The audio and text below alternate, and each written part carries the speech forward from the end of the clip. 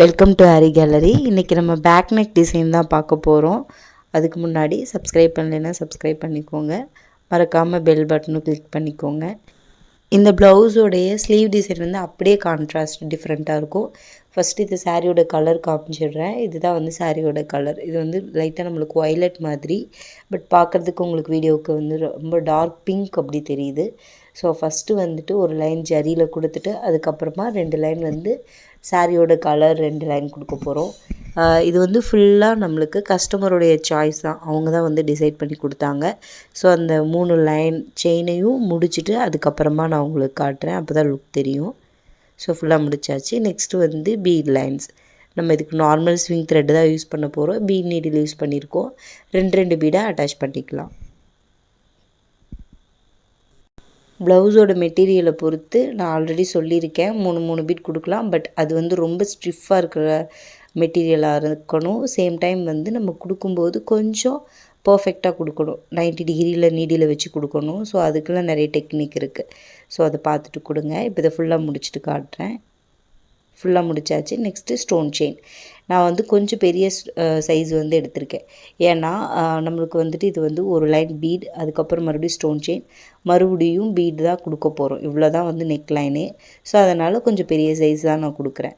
So எப்பயும் போல் ஒன்று விட்டு ஒன்று கூட நம்ம வச்சுக்கலாம். இது வந்து நம்ம ரெகுலராக பார்க்குற சப்ஸ்கிரைபர்ஸ்க்கு தெரியும். நான் வந்து பட்டன் ஹோல் டைப்பில் தான் வந்துட்டு ஸ்டோன் செயின் அட்டாச் பண்ணுவேன். எஸ் டைப்பில் பண்ண மாட்டேன். ஸோ சேம் அதே தான் நம்ம ரெகுலராக பண்ணுறோம். ஸோ இது ஃபுல்லாக முடிச்சுட்டு பீட் லைன் வச்சுட்டு அதுக்கப்புறம் காட்டுறேன். ஸோ ஃபுல்லாக முடிச்சாச்சு. பீட் லைனும் வச்சாச்சு. இப்போ வந்து நான் லைட்டாக ஒரு சின்னதாக ஒரு மார்க் பண்ணியிருக்கேன். ஸோ அதில் வந்துட்டு இந்த மாதிரி ஸ்கொயர் டைப்பில் இருக்கிற ஃபிட்டிங் ஸ்டோன் வந்து க்ளூ வச்சு அப்ளை பண்ண போகிறேன். எப்போவுமே நான் வந்து கொஞ்சம் ஃப்ரீ ஹேண்ட்லேயே அப்படியே டிசைன் பண்ணிடுவேன். ஏன்னா அது நம்ம வந்துட்டு மெஷர் பண்ணி அதை ட்ரேஸ் பண்ணி அதுக்கப்புறம் நம்ம பண்ணுறத விட அப்படியே டைரெக்டாக பண்ணிக்கலாம். ஏன்னா டிசைன்ஸ் வந்து ரிப்பீட் ஆக போகிறதில்ல. ஸோ இந்த ஃபிட்டிங் ஸ்டோன் வந்து ட்ரை ஆகணும். இது ட்ரை ஆனதுக்கப்புறம் இந்த மாதிரி நம்ம சுகர் பீட் தான், பட் வேறு கலர் எடுத்திருக்கேன். ஒரு மெஹந்தி கலர் மாதிரி எடுத்திருக்கேன். ஸோ அது இன்னும் ஃபுல்லாக ட்ரை ஆகலை. நான் அதுக்குள்ளே வந்து உங்களுக்கு வைக்க ஆரம்பிச்சிட்டேன். பட் நீங்கள் வந்து ஃபுல்லாக ட்ரை பண்ணிக்கோங்க. ஸோ இந்த மாதிரி நம்ம சிங்கிள் பீட்ஸ் வச்சோன்னா எப்படி எண்டு நாட் போடாமல் வைப்போமோ அது மாதிரி வச்சுருக்கேன். பிகாஸ் நம்ம ஒவ்வொரு சுகர் பீடுக்கும் எண்டு நாட் போடுறது வந்து அது அவ்வளோ சேஃப் கிடையாது. ஸோ அதனால் இந்த மாதிரி பண்ணியிருக்கேன். சேம் இதே மாதிரி 3 சைட்ஸும் நம்ம வச்சுக்கலாம்.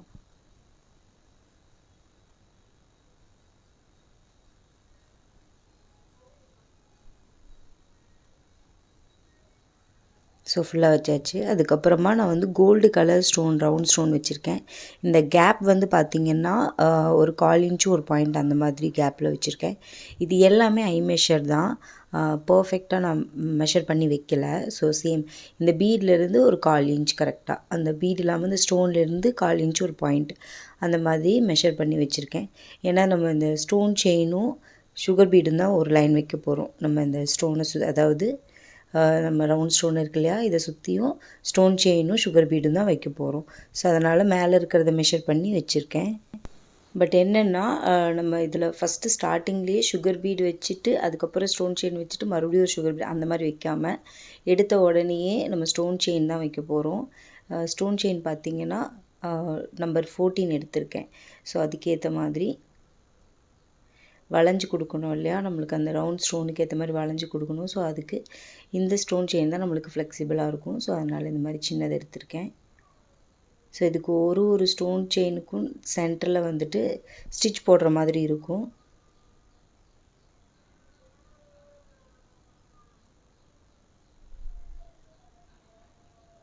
ஸோ இது ஃபுல்லாக நம்ம கரெக்டாக ஒரு ஸ்டோன் செயினுக்கும் இடையில போட்டு முடிச்சுட்டு அதுக்கப்புறமா நம்ம சுகர் பீடு வச்சுக்கலாம். ஸோ ஃபுல்லாக முடிச்சாச்சு. நெக்ஸ்ட்டு வந்துட்டு நம்ம இந்த இடத்துல ஜர்தோசி ஃபில் பண்ணிக்கலாம். அதுக்கப்புறமா ஃபைனலாக நம்ம வந்து சுகர் பீட் கொடுத்துக்கலாம். ஜர்தோசி வந்து இந்த ஸ்டோனுக்கு மேலேயே அப்படியே ஃபுல்லாக நம்ம சின்னதுலேருந்து பெரிய சைஸ் வரைக்கும் அப்படியே கொடுக்கலாம். நீங்கள் என்ன பண்ணலான்னா இந்த ஸ்டோன் செயின் அட்டாச் பண்ணுறதுக்கு முன்னாடியும் கூட ஜர்தோசி கொடுக்கலாம். அது நம்மளுடைய இஷ்டம்தான். ஸோ அது எப்படி நம்மளுக்கு ஃப்ளெக்சிபிளாக இருக்கோ அந்த மாதிரி கொடுத்துக்கலாம். ஏன்னா ஒரு சிலருக்கு வந்துட்டு இந்த ஸ்டோன் செயினுக்கு இடையில ஜர்தோசி போயிட்டு வர்றது ரொம்ப டிஃபிகல்ட்டாக இருக்கும். ஸோ அந்த மாதிரியும் பண்ணிக்கலாம். 2 டைப்பாகவும் ட்ரை பண்ணி பாருங்கள். எது உங்களுக்கு வந்துட்டு ரொம்ப ஈஸியாகவும் டைம் சேவ் ஆகுதோ அதை வந்து நீங்கள் அப்படியே ஃபாலோ பண்ணிக்கலாம்.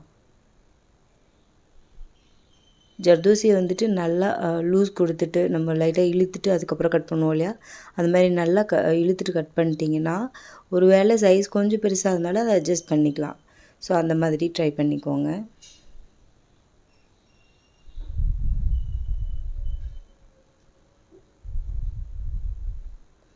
நான் வந்து நம்ம எப்பயுமே ஜர்தோசி ஒரு ஃபில் பண்ணும்போது ஒரு லூப் அதிகமாக கொடுத்துட்டு அதுக்கப்புறம் மறுபடியும் இன்னொரு ஸ்டிச் கொடுக்கும்போது மேலேருந்து கொண்டு வருவேன்.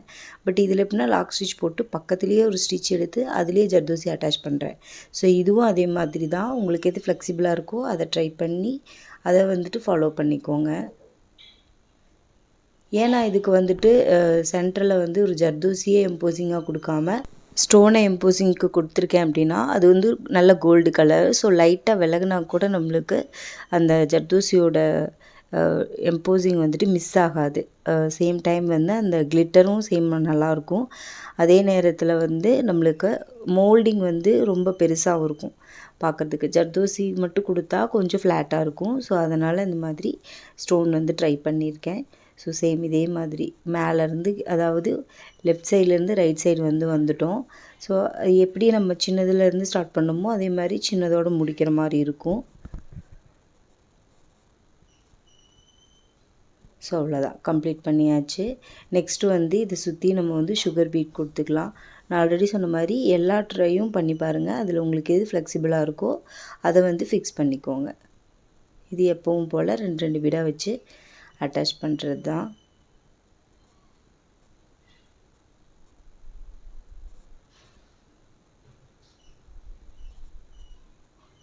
ஸோ ஃபுல்லாக முடிச்சாச்சு. நெக்ஸ்ட்டு வந்து நம்பர் 3 எடுத்திருக்கேன். இதோட சென்டரில் வந்துட்டு இப்போ 3 பீடாக அப்படியே ஸ்டார்ட் பண்ணி வைக்க போகிறேன். ஒரு கிரேப்போட ஸ்ட்ரக்சர் நம்ம எப்படி நம்ம போடுவோமோ அதே மாதிரி, அதாவது 3 வச்சுட்டு அதுக்கப்புறம் மறுபடியும் 2 வச்சுட்டு மறுபடியும் 1 அந்த மாதிரி தான் வைக்க போகிறோம். லாஸ்ட் பீடுக்கும் சென்டர் பீடுக்கும் இடையில ஒரு ஸ்டிச் எடுத்து மறுபடியும் நம்பர் 3 வச்சுக்கணும். எகெயின் ஃபஸ்ட்டு பீடுக்கும் சென்டர் பீடுக்கும் ஒரு ஸ்டிச் எடுத்து அதில் ஒரு நம்பர் 3 பீடு வச்சுக்கணும். கடைசியாக ஒரே ஒரு பீடு அட்டாச் பண்ணி எண்ட் நாட் போட்டுக்கணும். ஸோ அவ்வளோதான். நெக்ஸ்ட்டு வந்து சேம் அதே மாதிரி தான் ஒரு சுகர் பீடு ஒரு நம்பர் 3 அந்த மாதிரி எடுத்திருக்கேன். இப்போ நம்ம இதை அரும்பரும்பாக வைப்போம் இல்லையா, சேம் அதே மாதிரி தான் இப்போ நம்ம பண்ண போகிறோம். அரும்பரும்பாக வைக்கிறது வந்து சுற்றியும் நம்ம கீழே அந்த கிரேப் மாதிரி ஸ்ட்ரக்சரில் வச்சுருக்கோம் இல்லையா, அது சுற்றியும் நம்ம வந்து வைக்க போகிறோம். இது வந்து ரொம்ப பக்கத்தில் நெருக்கி நம்ம வைக்க போகிறதுனால நீங்கள் வந்து இந்த ப்ளவுஸ் கலர் த்ரெட்லாம் எடுக்க வேண்டியதில்லை. இதே கலர் த்ரெட்லேயே நீங்கள் ட்ரை பண்ணிக்கலாம். ஈஸியாக தான் இருக்கும்.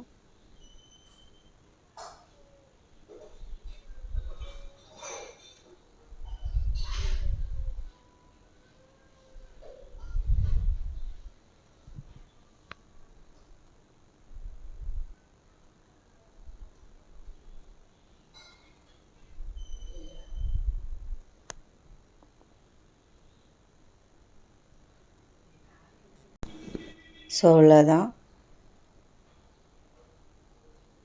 சேம் இதே மாதிரி அந்த ஸ்ட்ரக்சரை சுற்றியும் நம்ம வச்சுட்டு அதுக்கப்புறமா ஃபுல் ஸ்ட்ரக்சர் நம்ம பார்த்துடலாம். மோட்டிஃபோட ஃபுல் ஸ்ட்ரக்சர் இது தான். இது வந்து நான் ஆல்ரெடி சொன்ன மாதிரி ஃப்ரீ ஹேண்டில் தான் நம்ம பண்ணுறோம். ஸோ அதுக்கு வந்து மெஷர் நம்ம பண்ணிக்கணும். அடுத்த மோட்டிஃப் நம்ம போடுறதுக்கு எவ்வளோ கேப் விடணும், அதுக்கேற்ற மாதிரி நம்ம வந்து அதை மெஷர் பண்ணிக்கணும். எந்த அளவுக்கு லென்த்து வித்தெல்லாம் இருக்குது அப்படின்னு பார்த்துக்கணும். ஸோ இது வந்து ஒரு 1 இன்ச்சு கேப்பில் வந்துட்டு இருக்குது. அந்த மோட்டிஃபோட சைஸ் வந்து ஒரு 1 இன்ச் அப்படின்னா, ஸோ அந்த 1 இன்ச்சுக்கு ஏற்ற மாதிரி நம்ம கேப் விடணும். அப்போது ஒரு 1.25 விட்டால் போதும். ஸோ நான் வந்து 1.25 தான் விட்டிருக்கேன். ஒவ்வொரு மேலே இருக்க அந்த ஸ்டோனை வந்து மெஷர் பண்ணிக்கலாம். ஒவ்வொரு ஸ்டோனுக்கும் இடையில வந்து ஒரு 1.25 இன்ச் கேப் விட்டு பேஸ்ட் பண்ணிக்கலாம். பட் நீங்கள் வந்து வச்சு பார்க்கும்போது எந்தளவுக்கு கேப் வேணும் அப்படின்னு வச்சு பார்த்துக்கோங்க. எப்போவுமே ஸ்டார்டிங்கில் வந்துட்டு நம்ம போடும்போது இப்படி ஒவ்வொரு மோட்டிஃபாக ஒரு 4 மோட்டிஃப் போடுறதுக்கு முன்னாடி இப்படி 2 இன்ச்சு 1.5 இன்ச்சுக்கெல்லாம் நம்ம கேப் விட்டு பார்க்கணும். பார்த்தாவே நம்மளுக்கு தெரிஞ்சிடும் இது எந்த அளவுக்கு இருக்குது அப்படி. இது ஒரு மோட்டிஃப் வந்து 1 இன்ச் அப்படின்னா, அப்போது இந்த அளவுக்கு நம்ம கேப் விட்டோம் அப்படின்னா ஒரு 1/2 இன்ச் தான் இந்த லெஃப்ட் சைடு எடுக்கும். ஸோ அப்படி பண்ணும்போது நம்மளுக்கு இன்னும் டிஃப்ரெண்ட்டாக இருக்கும். ஸோ அதுக்கப்புறம் 1 1/2 இன்ச் வச்சு பார்க்குறேன். ஸோ அதுவும் கொஞ்சம் கேப் ஜாஸ்தியாக தான் இருக்குது. ஸோ அப்போ 1 1/4 இன்ச் வச்சா கரெக்டாக இருக்கும். ஸோ அந்த மாதிரி ஒவ்வொன்றையும் நம்ம வந்து மெஷர் பண்ணி வெயிட் பண்ணி தான் நம்ம பண்ணுற மாதிரி இருக்கும் ஸ்டார்டிங்கில். அதுக்கப்புறம் 2 மோட்டிவ் போட்டிங்க அப்படின்னா உங்களுக்கு ஈஸியாக இருக்கும். ஸோ இதை ஃபுல்லாக முடிச்சுட்டு காட்டுறேன். ஸோ ஃபுல்லாக முடிச்சாச்சு. நான் ஆல்ரெடி சொன்ன மாதிரி 1 1/4 இன்ச் 1 1/4 இன்ச் கேப்பில் தான் இது ஃபுல்லாகவே வச்சுருக்கேன். சேம் ஒரே மாதிரி நம்ம முடிச்சாச்சு. நெக்ஸ்ட்டு வந்து இந்த 2 பீட்ஸுக்கும் இடையில வந்து நம்ம அரும்பரும்பாக வைக்கணும்னு சொன்னேன் இல்லையா? ஸோ அதுதான் நம்ம இப்போ வைக்க போகிறோம். இதுக்கு நம்பர் 4ம் சுகர் பீடும் நான் எடுத்திருக்கேன்.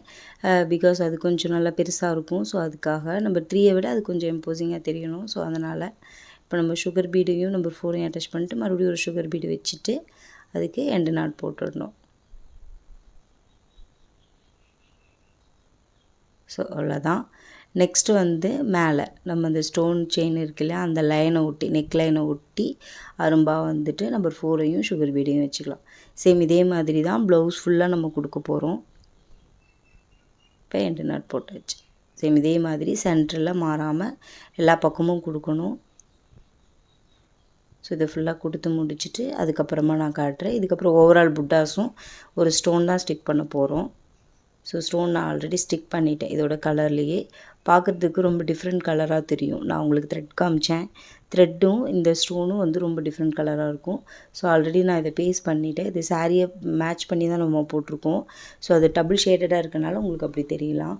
இப்போ இதை சுற்றியும் சுகர் பீடு மட்டும்தான் வைக்க போகிறோம். வேறு எதுவும் வைக்க போகிறதில்ல. இந்த ஓவரால் புட்டாஸ் வந்து ஸ்லீவ்லேயும் ஃபாலோ ஆகும். ஸோ அதனால தான் நம்ம இதில் வைக்கிறோம்.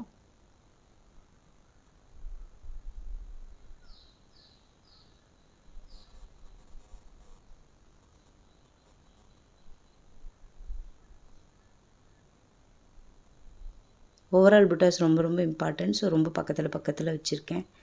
பார்த்திங்கன்னா தெரியும். ஸோ ஃபுல்லாக கம்ப்ளீட் பண்ணியாச்சு. ஸோ இந்த டிசைன் கண்டிப்பாக உங்களுக்கு பிடிச்சிருக்குன்னு நம்புகிறேன். மறக்காமல் நீங்களும் இதே மாதிரி ட்ரை பண்ணுங்கள். லைக் பண்ணுங்கள், ஷேர் பண்ணுங்கள், கமெண்ட் பண்ணுங்கள். மறக்காமல் சப்ஸ்கிரைப் பண்ணுங்கள். உங்கள் கமெண்ட் தான் என்னை இன்னும் மோட்டிவேட் பண்ணும். ஸோ தேங்க்ஸ் ஃபார் வாட்சிங்.